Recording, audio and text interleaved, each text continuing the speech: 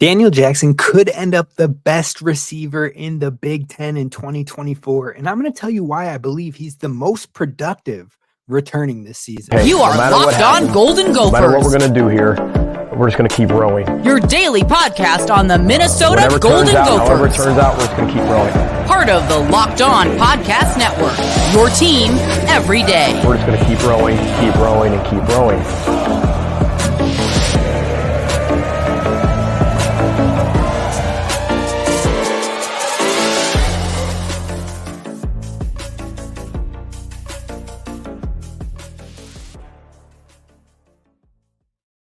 What is up, Minnesota Gopher fans? You are listening to Locked On Golden Gophers, part of the Locked On Podcast Network, your team every day. My name's Kane Rob, host of the podcast, former collegiate football video coordinator and recruiting assistant, here to talk Golden Gophers with you each and every day of the week, Monday through Friday.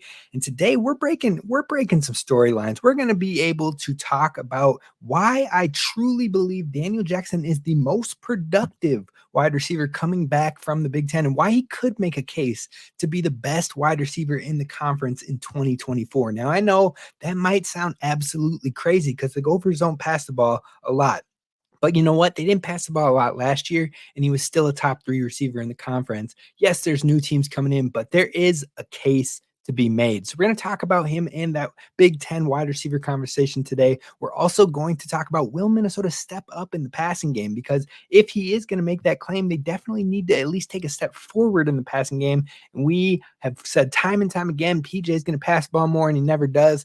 Fool me once, shame on you. I'm not going to get fooled again, but I do think there's at least an inkling of maybe slight improvement. Not massive, not rapid, but slight. Finally, we're going to talk about, is wide receivers becoming more important for the Gophers offense over the tight end position? We're diving into all of that today. So if you want more Gophers content like this each and every day, be sure to hit subscribe over on YouTube, because next week we're talking about some of the most important players in the 2024 season. We're going to talk about the highest upside young guys on this team and in the program, and so much more. So don't miss out by hitting subscribe over on YouTube. And let me know in the comments any questions you have that you want answered when it comes to Gopher sports, because we will have a mailbag episode coming next week.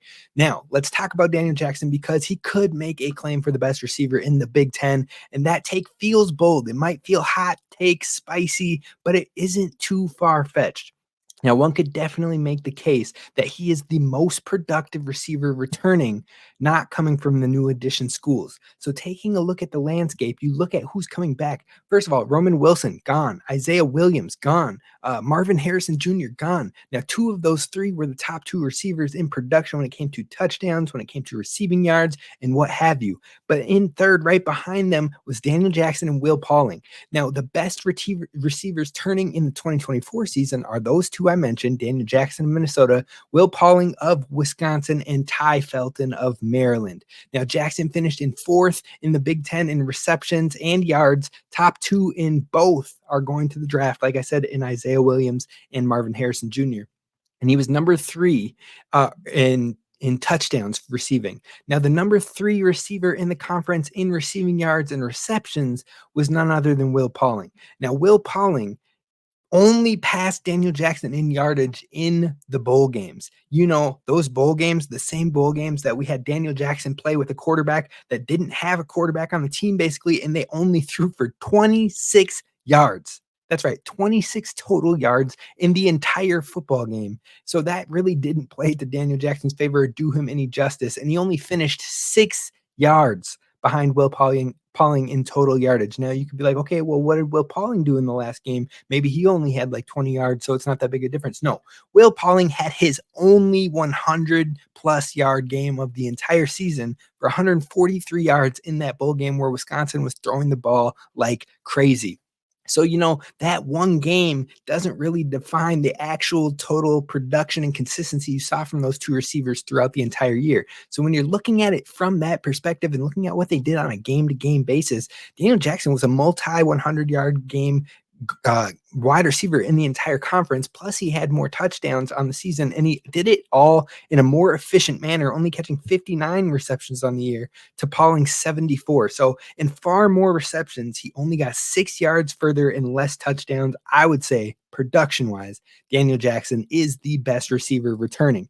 Now, you could also see hype-wise, there's different players in this Big Ten conference that will have more hype than both of those receivers who are returning with the most production, because Emeka Egbuka over at Ohio State is definitely going to get some praise returning. He had an up and down year last year with injuries. He had about just over 500 yards receiving last year. It was a letdown year for him. He's coming back to build back up his draft stock.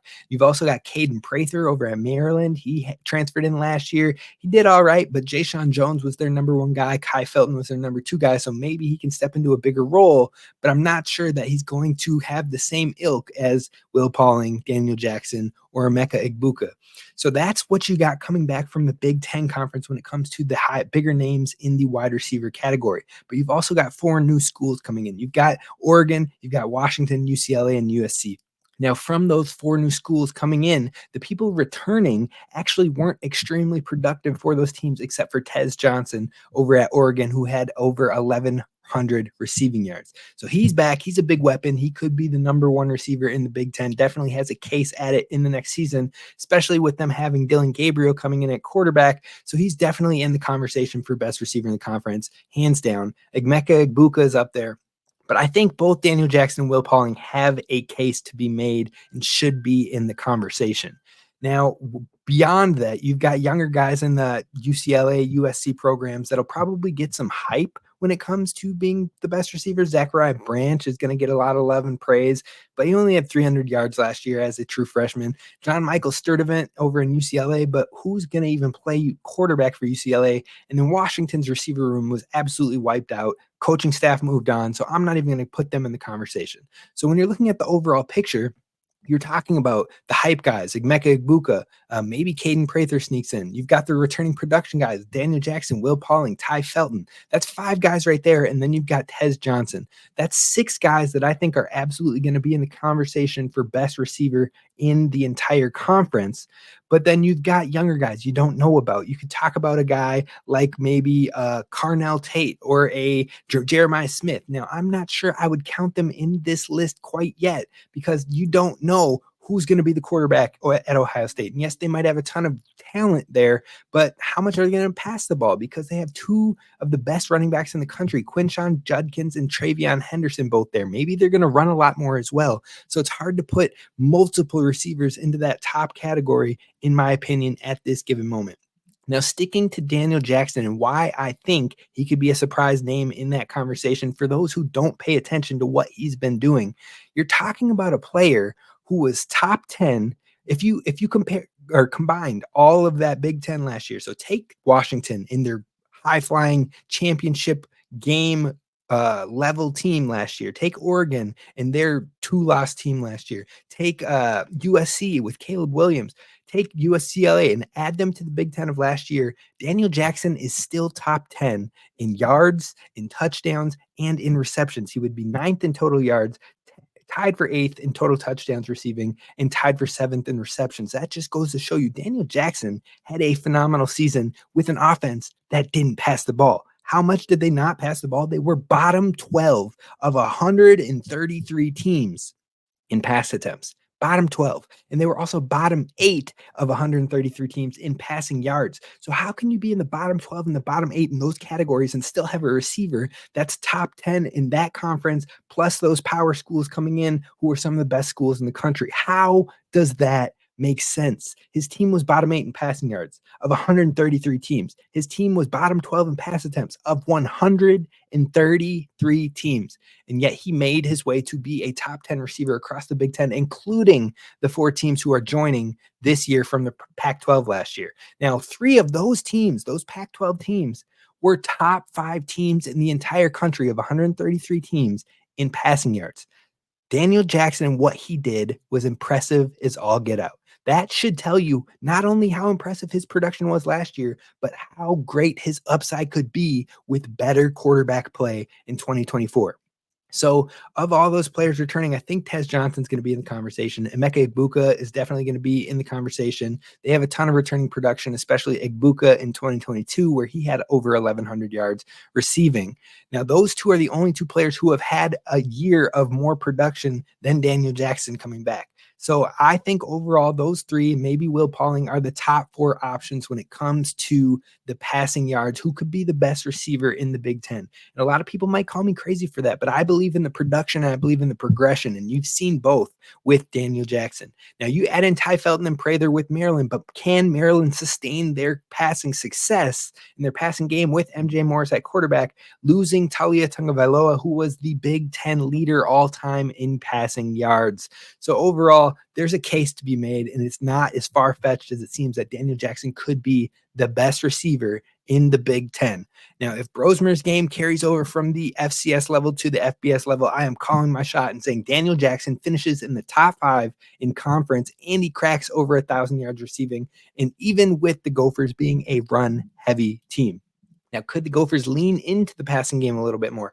I don't know if I can let myself be fooled again, but we're going to talk about that coming up next. First, I want to talk to you about our friends over at FanDuel, because the Super Bowl is coming and it is going to be on and popping. And that means you need to find your best spot on the couch, get your best snacks, get your wings going, get your buffalo chicken dip, which is a go-to in our household when it comes to the Super Bowl. And, get ready with your super bets. You need to head on over to America's #1 sportsbook in FanDuel, and you can take advantage of a new customers deal they have going on right now, in which if you place a bet of $5 or more and it wins, you get $200 in bonus bets. That's $200 in bonus bets if you place a $5 bet that wins. So definitely go take advantage of it at FanDuel.com/lockedon. You can take advantage of all sorts of things when it comes to Super Bowl betting, including who you think the winner will be, who will score the first touchdown, what will the coin toss be, and so much more over at FanDuel. Again, that's America's #1 sportsbook, and you can get there today and take advantage of that deal at FanDuel.com/lockedon. Go and do it before it is too late.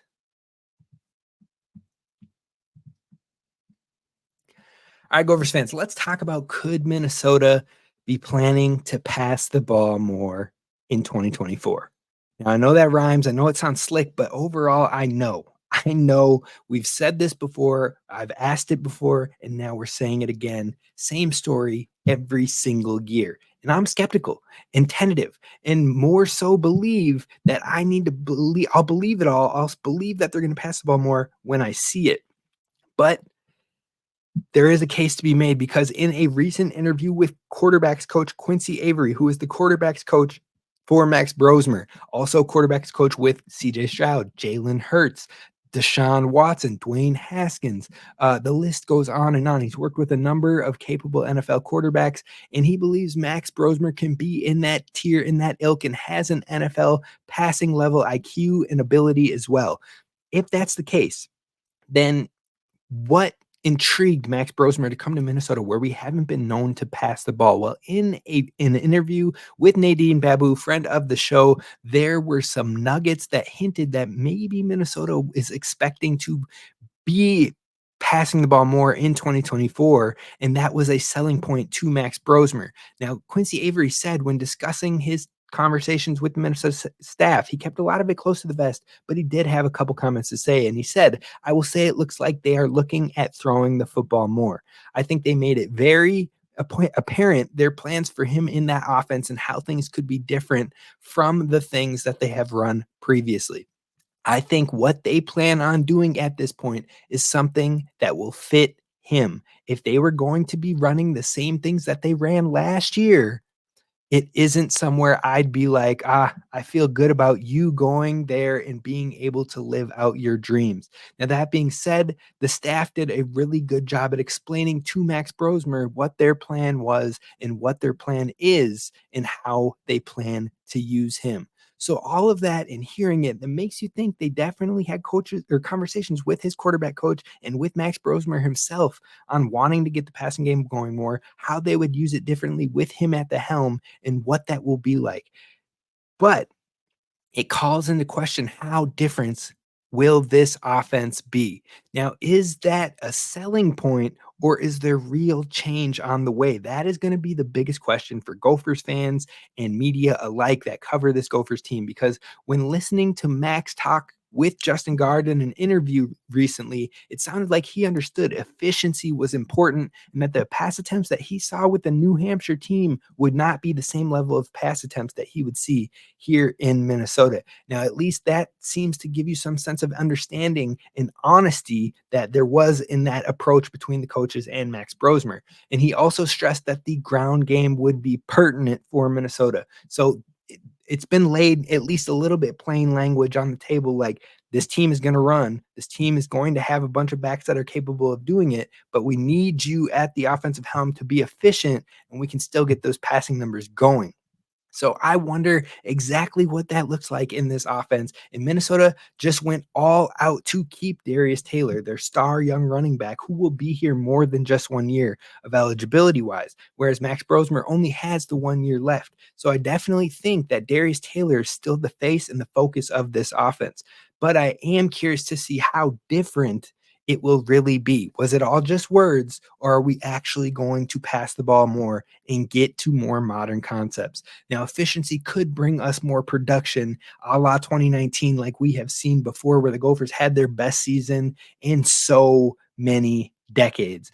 But I will not let myself buy into Minnesota even cracking the top 100 schools for pass attempts, which has still yet to happen in the 7 years that we have had Coach Fleck at the helm. So yes, there's hope and there's upside for more production in the passing game in this offense, but this team will be ground and pound moving forward, and I would bet my money on that. But I am curious to see just how much changes and how much hinges on how much of the errors of 2023 hinged on quarterback play. We're going to find out one way or another in 2024. And I would definitely love to hear your thoughts and your insight on what you think will happen. Is it all talk, or do you think it'll be backed up? Let me know in the comments over on YouTube. Feel free to send me a DM on Twitter, and I'll love to hear your thoughts there as well. But we're going to keep talking about what is changing with this offense, because I think that the Gophers are showing their hand when it comes to how tight ends will be used in this offense moving forward. We saw it a little bit last year, in a year we thought Tristyn Spann-Ford would have more production, but that wasn't the case. Now, part of it was on drops, but part of it was on the offense itself. And I'm going to talk to you about why I think Minnesota is showing its cards and wide receivers are going to be more pertinent than ever next season. That's what's coming up next.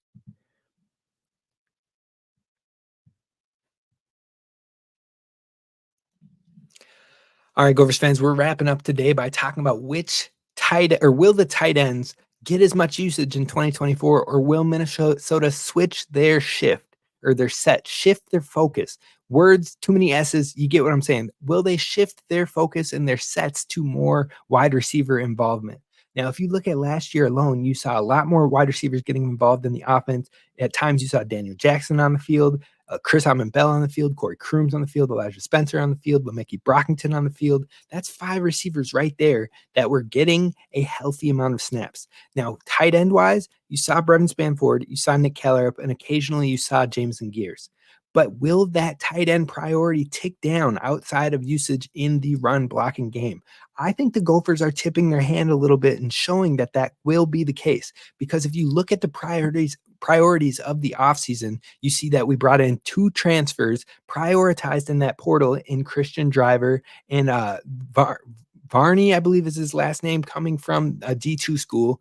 On top of that, they had offered many wide receivers out there, including one that landed over with the Badgers and Henry. They had a guy coming from Purdue to somewhere else. They had someone who landed at Vanderbilt, someone who landed at Colorado, I believe. So the Minnesota put a lot of wide receiver offers out there on the table in this offseason. They showed that they were prioritizing the wide receiver position. On top of that, you have 3 players returning with a healthy amount of snaps from last year in Daniel Jackson, Elijah Spencer, and Lemeki Brockington. So you add those 3, you talk about the 2 transfers coming in, and then you talk about at least 1 freshman last year getting a lot of hype from this staff. but there were multiple freshmen on this in the class from last year that had some nice recruiting rankings to them in TJ McWilliams, in Nuke Hayes, and in Kenrick Lanier. Then on top of that, you've still got Christian Hoskins in this room as well. There is a ton of depth in this wide receiver room, but it calls the question, how much will get used and how many will see the field? Now you've got what? I just named 2 transfers, 3 guys coming back, that's 5, plus 3 freshmen, that's 8. And then on top of that, Christian Hoskins, that's 9. And that's not even including your 2 wide receivers from the 2024 class freshmen, which give you 11 receivers in that room.